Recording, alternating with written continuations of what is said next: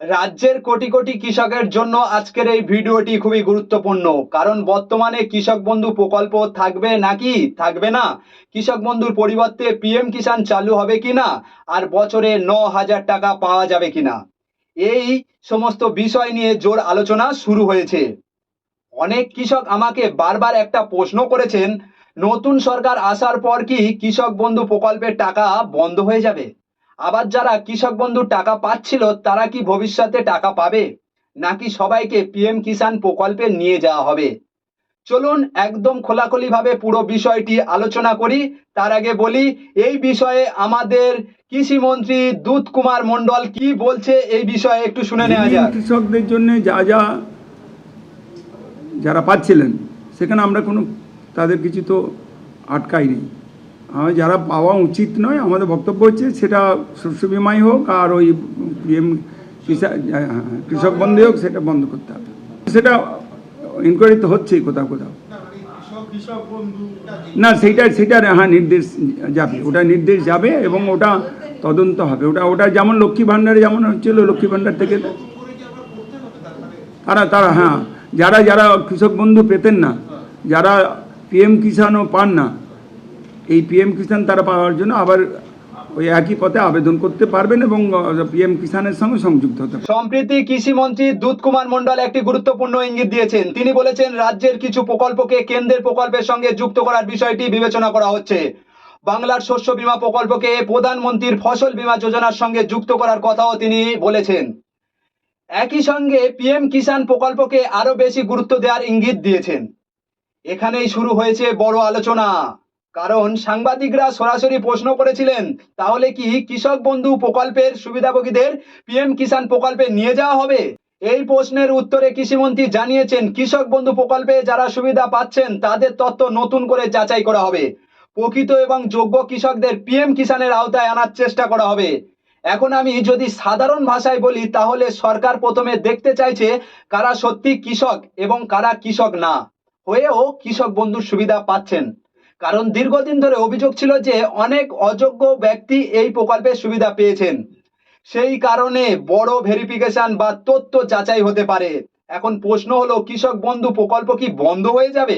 সরকারি কাগজে কলমে এখনো পর্যন্ত এমন কোনো ঘোষণা নেই যেখানে বলা হয়েছে কৃষক বন্ধু প্রকল্প বন্ধ করা হবে, কিন্তু কিছু বিষয় কৃষকদের চিন্তা বাড়িয়ে দিয়েছে। বর্তমানে জনকল্যাণ শিবিরে প্রায় 55টি সরকারি প্রকল্পের পরিষেবা দেওয়া হচ্ছে, কিন্তু সেই তালিকায় কৃষক বন্ধু প্রকল্পের নাম নেই বলে অনেকেই দাবি করেছেন। আগে দুয়ারে সরকার ক্যাম্পে কৃষক বন্ধুর আবেদন করা যেত। বর্তমানে নতুন আবেদনের ব্যবস্থা নিয়ে স্পষ্ট কোনো তথ্য সামনে আসছে না। তাই অনেকেই মনে করেছেন ভবিষ্যতে কৃষক বন্ধু প্রকল্পে বড় ধরনের পরিবর্তন আসতে পারে।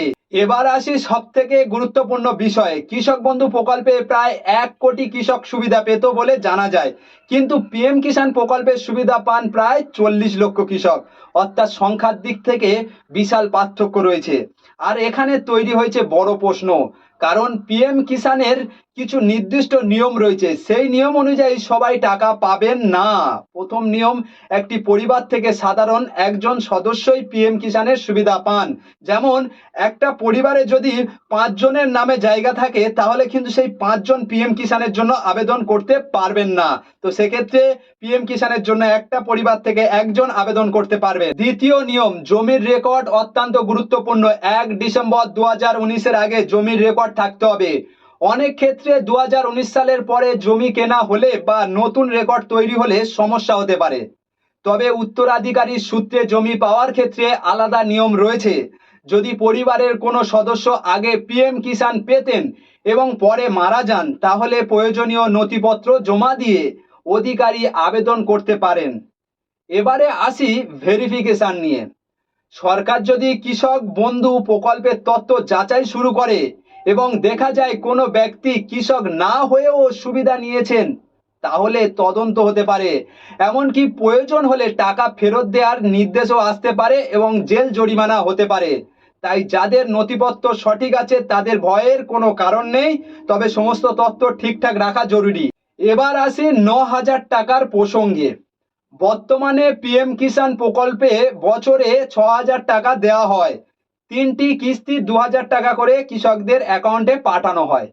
কিন্তু বিজেপির সংকল্প পত্রে বলা হয়েছিল কেন্দ্রের 6000 টাকার সঙ্গে অতিরিক্ত 3000 টাকা দেওয়া হবে, অর্থাৎ মোট 9000 টাকা বছরে কৃষকদের দেওয়ার প্রতিশ্রুতি ছিল। এখন লক্ষ লক্ষ কৃষক অপেক্ষা করছেন আগামী 20শে জুনের জন্য, কারণ ওই দিন পিএম কিষানের নতুন কিস্তি ছাড়া হবে। সবচেয়ে বড় প্রশ্ন হলো 20শে জুন শুধু 2000 টাকা আসবে, নাকি তার সঙ্গে অতিরিক্ত 1000 টাকা যোগ হয়ে মোট 3000 টাকা আসবে? এই মুহূর্তে এই প্রশ্নের কোনো সরকারি উত্তর নেই। সরকার এখনো এই বিষয়ে কোনো বিজ্ঞপ্তি প্রকাশ করেননি, তাই নির্দিষ্টভাবে কিছু বলা সম্ভব নয়। তবে একটা বিষয় পরিষ্কার, কৃষক বন্ধু প্রকল্প নিয়ে বড়সড় তদন্ত যাচাই হতে পারে। পিএম কিষানকে বেশি গুরুত্ব দেওয়ার ইঙ্গিত মিলেছে, আর 9000 টাকার প্রতিশ্রুতি বাস্তবায়ন হবে কিনা সেটা জানার জন্য এখন কৃষকদের সরকারি ঘোষণার অপেক্ষা করতে হবে। আপনার কি মনে হয়, কৃষক বন্ধু প্রকল্পের সমস্ত উপভোক্তা কি পিএম কিষানের আওতায় আসবে? আর বছরে 9000 টাকা দেওয়ার প্রতিশ্রুতি কি বাস্তবে কার্যকর হবে? আপনার মতামত কমেন্টে অবশ্যই জানান। ভিডিওটি ভালো লাগলে লাইক করুন, শেয়ার করুন এবং ইউটিউব থেকে দেখলে চ্যানেলটি সাবস্ক্রাইব করুন।